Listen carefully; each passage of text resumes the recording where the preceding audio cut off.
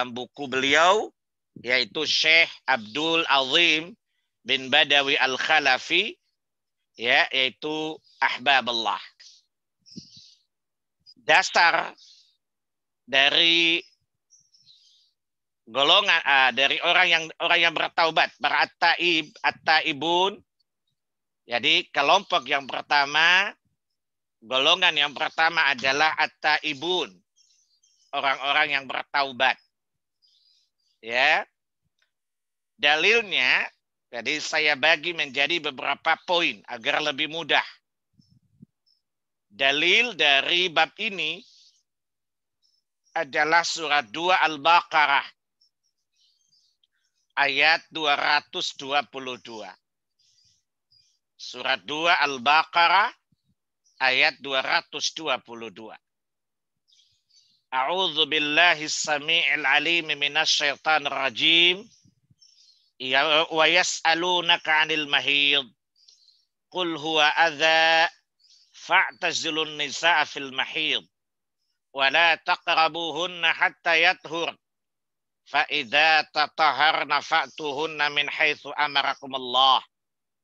Innallaha yuhibbut tawwabin wa yuhibbul mutatahhirin.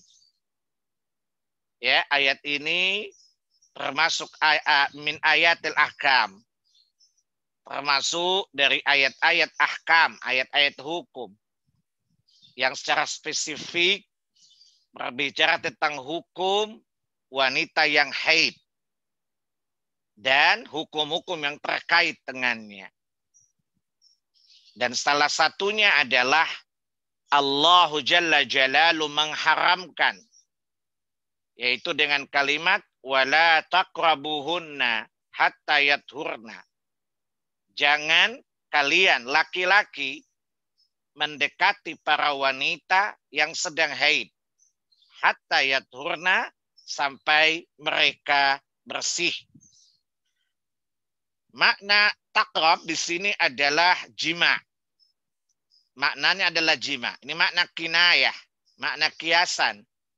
Dan antum lihat dalam Quran, ketika Allah berbicara tentang hubungan seksual intercourse, ya Allah menggunakan kalimat kinayah.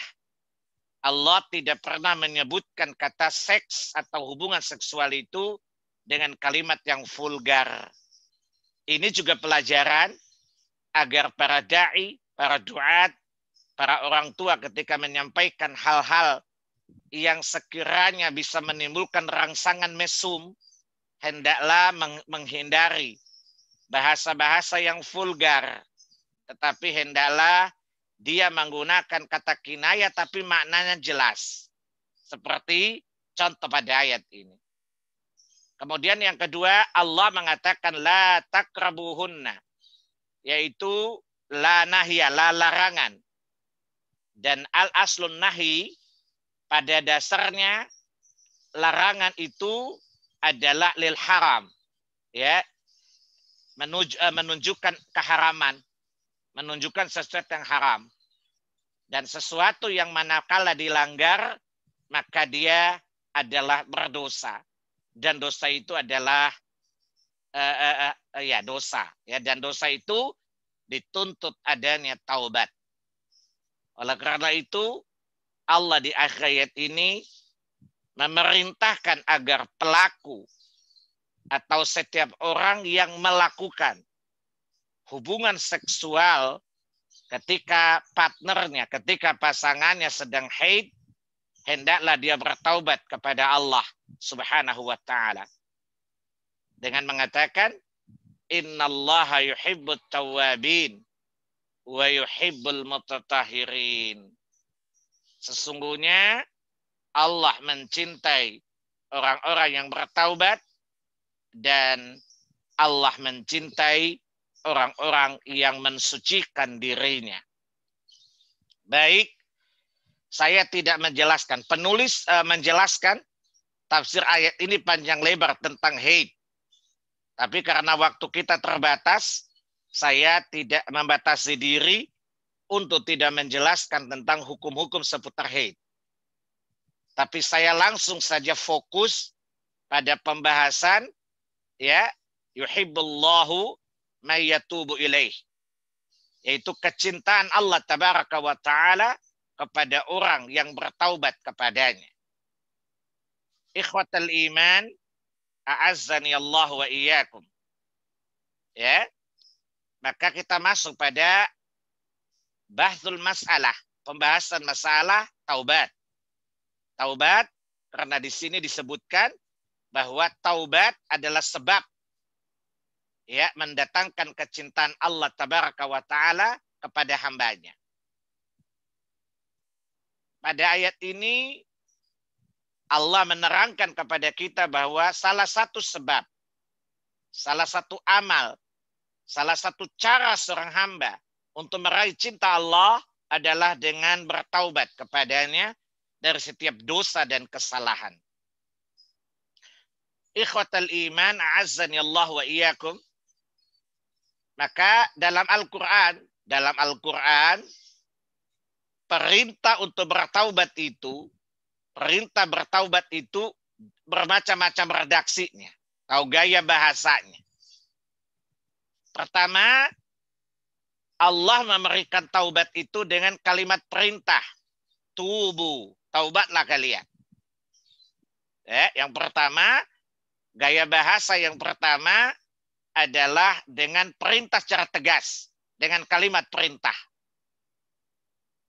Ya, contoh, sigat bentuk seperti itu bisa antum lihat di surat 24, surat An-Nur ayat yang ke-31. Ya. Setelah Allah menjelaskan hukum menjaga pandangan, menjaga kemaluan, dan tidak dibenarkan seorang wanita menampakkan zina, perhiasan, auratnya kepada mereka yang tidak berhak untuk melihatnya, maka kemudian Allah mengakhiri ayat itu dengan kalimat perintah yang tegas. Wa tubu ilallahi jami'an ayyuhal mu'minun la'allakum tuflihun. Ini sigat, bentuk redaksi yang pertama yaitu dengan kalimat perintah. Jadi biasanya Allah mengisyaratkan perintah taubat itu, Allah sebutkan jenis-jenis dosa. Yang pertama lalu Allah bilang bertaubatlah kalian. Bertaubatlah kalian. Ya, lihat tadi surat 24 An-Nur ayat yang ke-31. Atau bisa lihat surat 66. Surat 66, surat At-Tahrim ayat yang ke-8. Ya ayyuhalladzina amanu tubu ilallahi taubatan nasuha. Wahai orang-orang yang beriman, bertaubatlah kalian kepada Allah. Ya, asa rabbukum dan seterusnya. Di sini Allah mengatakan tubu. Dari kata tub untuk satu orang, ya. Tub satu orang, bertaubatlah kamu. Tubu, dhamirnya antum, kata gantinya antum, kalian semuanya. Tubu, di mana Allah perintahkan kepada setiap orang mukmin seluruhnya agar bertaubat kepada Allah tabaraka wa taala. Ini dasar bagaimana kita memahami bahwa pada ayat itu terdapat perintah untuk bertaubat kepada Allah tabaraka wa taala.